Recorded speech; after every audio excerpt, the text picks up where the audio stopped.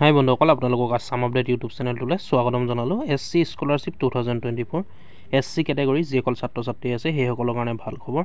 নতুন স্কলাৰশ্বিপ মুকলি হ'ল। সকলো ছাত্ৰ ছাত্ৰীয়ে পাব স্কলাৰশ্বিপ, প্ৰি মেট্ৰিক আৰু পোষ্ট মেট্ৰিক সকলোৱে পাব। ইয়াৰ কাৰণে এডুকেশ্যন কোৱালিফিকেশ্যন কিমানলৈকে পাব আৰু এপ্লাই কেনেকৈ কৰিব আমি সকলোখিনি প্ৰচেছ ভিডিঅ'টোত আলোচনা কৰিম। চাই থাকি ভিডিঅ'টো শেষলৈকে। আৰু যদি চেনেলটোত নতুন আহিছে ভিডিঅ'টো লাইক কৰি চেনেলটো ছাবস্ক্ৰাইব কৰি ল'ব এনেকুৱা ধৰণৰ আপডেটবোৰ পাই থাকিবলৈ। গতিকে চাই থাকি ভিডিঅ'টো শেষলৈকে। আমি সকলোখিনি কথা অতি কম সময়ৰ ভিতৰতে আলোচনা কৰিম। SC স্কলাৰশ্বিপ 2024 প্ৰি মেট্ৰিক আৰু post matric scholarship for SC students. এইটো স্কলাৰশ্বিপৰ কাৰণে অকল SC কেটেগৰী ছাত্ৰ ছাত্ৰীয়েহে এপ্লাই কৰিব পাৰিব। The directorate of welfare of scheduled caste and other backward classes Assam, ইয়াৰ আণ্ডাৰত মুকলি হৈছে প্ৰি মেট্ৰিক আৰু পোষ্ট মেট্ৰিক স্কলাৰশ্বিপ। SC কেণ্ডিডেটে এপ্লাই কৰিব পাৰিব আৰু OBC কেণ্ডিডেটেও এপ্লাই কৰিব পাৰিব। মই এই ভিডিঅ'টোত অকল SC কেণ্ডিডেটৰ কাৰণে আলোচনা কৰিম, মানে SC কেণ্ডিডেটে কেনেকৈ এপ্লাই কৰিব। ইয়াৰ পিছৰ মই ভিডিঅ'ত দেখুৱাম আপোনালোকক OBC কেণ্ডিডেটে কেনেকৈ এপ্লাই কৰিব। এই ভিডিঅ'টো অকল SC কেণ্ডিডেটৰ কাৰণেহে। ইয়াৰ কাৰণে আপোনালোকে এপ্লাই অনলাইন কৰিব পাৰিব। SC scholarship Assam 2024। SC scholarship details, name of scholarship scheme, pre matric and post matric scholarship for SC students. Scholarship authority government of India. Academic session 2023-2024। Eligible class, আপোনালোকে প্ৰি মেট্ৰিক ক্লাছ 9ৰ পৰা 10লৈকে পাৰিব apply কৰিবলৈ। আৰু post মেট্ৰিকৰ ক্ষেত্ৰত post matriculation level courses, আপোনালোকে মেট্ৰিক পাছ কৰাৰ পাছৰ পৰা যিসকলে পঢ়ি আছে কলেজত পঢ়ি আছে সেইসকলে পোষ্ট মেট্ৰিকৰ কাৰণে এপ্লাই কৰিব পাৰিব। আৰু প্ৰি মেট্ৰিক হৈ গ'ল 9ৰ পৰা 10লৈকে। ইয়াৰ কাৰণে এটা হেল্পলাইন নম্বৰো দিয়া হৈছে আৰু এটা ইমেইল দিয়া হৈছে। আপোনালোকে ফোন কৰিলেও ফোন কৰি সুধিব পাৰে বা ইমেইলটোত আপোনালোকে ইমেইল কৰি কিবা কনফিউজ হৈ থাকিলে সুধিব পাৰে। 012066195540 এইটো ফোন নম্বৰ দিয়া আছে। আপোনালোকে দৰকাৰ হ'লে ফোন কৰি সুধিব। আৰু এইটো ইমেইল এটাও দিয়া আছে helpdesk@nsp.gov.in। আপোনালোকে এইটোত কনফিউজ হৈ থাকিলে কিবা সুধি জানিব পাৰে। অফিচিয়েল ৱেবছাইট এইটোতে আপোনালোকে এপ্লাই কৰিব লাগিব, scholarship.gov.in। Eligibility criteria of Assam SC scholarship, ইয়াৰ কাৰণে ইলিজিবিলিটি ক্ৰাইটেৰিয়াসমূহ কি কি বিচৰা হৈছে আপোনালোকে চাই লওক। Community, only SC community students are eligible to apply for the scholarship. মই আগতে বন্ধুসকল আপোনালোকক কৈছিলোঁ এইটো স্কলাৰশ্বিপৰ কাৰণে অকল SC কমিউনিটি কেণ্ডিডেটেহে অৰ্থাৎ ছাত্ৰ ছাত্ৰীয়েহে এপ্লাই কৰিব পাৰিব। চিটিজেনশ্বিপ আপোনালোকে ইণ্ডিয়ান হ'ব লাগিব। ষ্টেট অফ ডমিচিল, আপোনালোকৰ ডমিচিয়েল মানে আপোনালোক য'ত স্থায়ীভাৱে বসবাস কৰিছে তাৰ আপোনালোকৰ প্ৰমাণ পত্ৰ দিব লাগিব।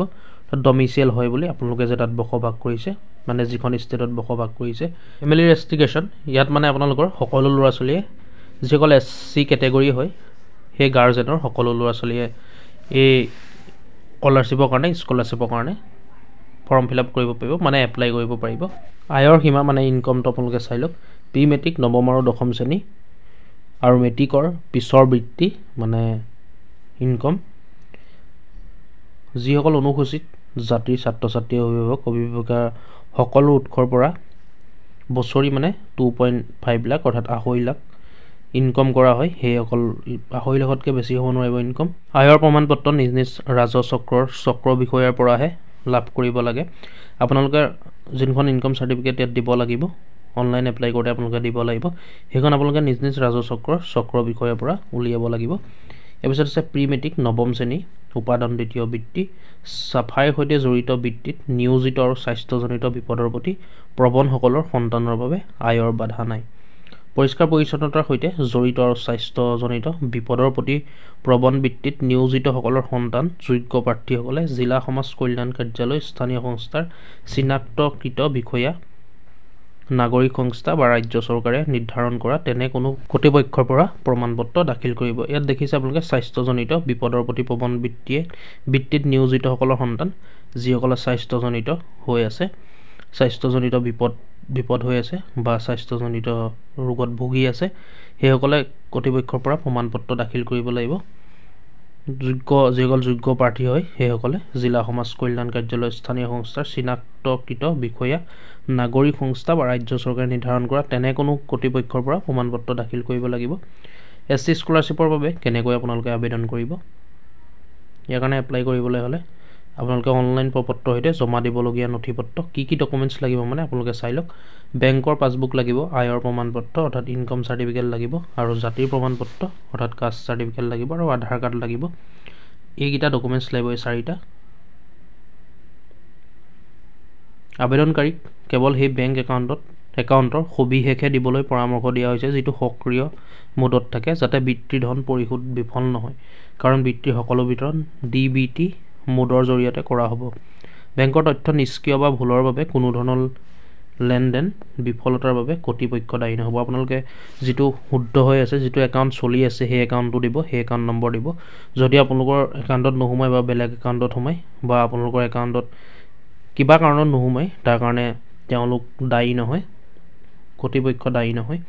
আবেদনকাৰীয়ে নিশ্চিত কৰিব লাগে যে তেওঁলোকৰ বেংক একাউণ্টত আধাৰ নম্বৰ চিট আছে নাই। আপোনালোকৰ আধাৰ নম্বৰ লিংক থাকিব লাগিব বেংক একাউণ্টৰ লগত। যিটো একাউণ্ট দিব, সেই একাউণ্টৰ লগত সেইজন ছাত্ৰ ছাত্ৰীৰ একাউণ্টটোত আধাৰ কাৰ্ডখন লিংক থাকিব লাগিব। সকলো আবেদনকাৰীৰ বাবে আধাৰ বাধ্যতামূলক কৰা হ'ব। সকলো কাৰণে আধাৰ কাৰ্ডখন দেখিছে আপোনালোকে বাধ্যতামূলক। অৱশ্যে আধাৰ অবিহনে আবেদন কৰা নাবালক আবেদনকাৰীৰ বাবে অভিভাৱক বা আইনী অভিভাৱকে আধাৰ দিয়াটো বাধ্যতামূলক হ'ব। যিসকলৰ মানে আধাৰ কাৰ্ড নাই, সেইসকলৰ অভিভাৱকে আধাৰ কাৰ্ড দিলেও হ'ব। গতিকে দেখিলে আপোনালোকে সকলোখিনি বুজি পালে। মই অসমীয়াত ধুনীয়াকৈ দেখাই দিলোঁ। ইয়াত ষ্টাৰ্টিং ডেটটো দিয়া নাই, কিন্তু লাষ্ট ডেটটো দিয়া হৈছে। আৰু ৰিনিউৱেল অফ অনলাইন এপ্লিকেশ্যন আপোনালোকে 10 ফেব্ৰুৱাৰী আগতে এপ্লাই কৰিব। Last date of defective verification সেইটো 15 তাৰিখলৈকে দিয়া হৈছে। Last date institute level verification সেইটো 15 তাৰিখলৈকে দিয়া হৈছে, 15 ফেব্ৰুৱাৰী 2024লৈকে। আপোনালোকে 10 ফেব্ৰুৱাৰী 2024 আগতে এপ্লাই কৰি দিব। এপ্লাই কৰিবলৈ হ'লে আপোনালোকে ডিছক্ৰিপশ্যনলৈ আহিব, ফাৰ্ষ্টতে ৰেজিষ্টাৰ কৰি ল'ব, তাৰপিছত লগ ইন কৰি এপ্লাই কৰিব। সকলোখিনি লিংক ডিছক্ৰিপশ্যনত উপলব্ধ থাকিব। আপোনালোকে আহিলে হ'ল সকলোখিনি চাই ল'ব। Official notification, official website, scholarship guideline, online application, renewal, এই সকলোখিনি ডিছক্ৰিপশ্যনত উপলব্ধ থাকিব। আপোনালোকে প্ৰি মেট্ৰিক, পষ্ট মেট্ৰিক যি চাব বিচাৰে ডিছক্ৰিপশ্যনলৈ আহিব, তাতে সকলোখিনি পাই যাব, আপোনালোকে উপলব্ধ থাকিব। ভালকৈ চাই ল'ব এপ্লাই কৰাৰ আগত, আৰু অতি সোনকালে 10 তাৰিখৰ আগতে এপ্লাই কৰি দিব, অৰ্থাৎ 10 ফেব্ৰুৱাৰী আগতে আপোনালোকে এপ্লাই কৰি দিব। গতিকে বন্ধুসকল, ভিডিঅ'টো আজি ইমানেই আছিলে। যদি চাই ভাল পালে লাইক এটা কৰিব, আৰু কিবা সুধিবলগীয়া থাকিলে কমেণ্ট কৰি জনাব। ভিডিঅ'টো লাইক কৰিব, লগতে চেনেলটো ছাবস্ক্ৰাইব কৰি ল'ব। এনেকুৱা ধৰণৰ আপডেটবোৰ পাই থাকিবলৈ। ধন্যবাদ। জয় আই অসম।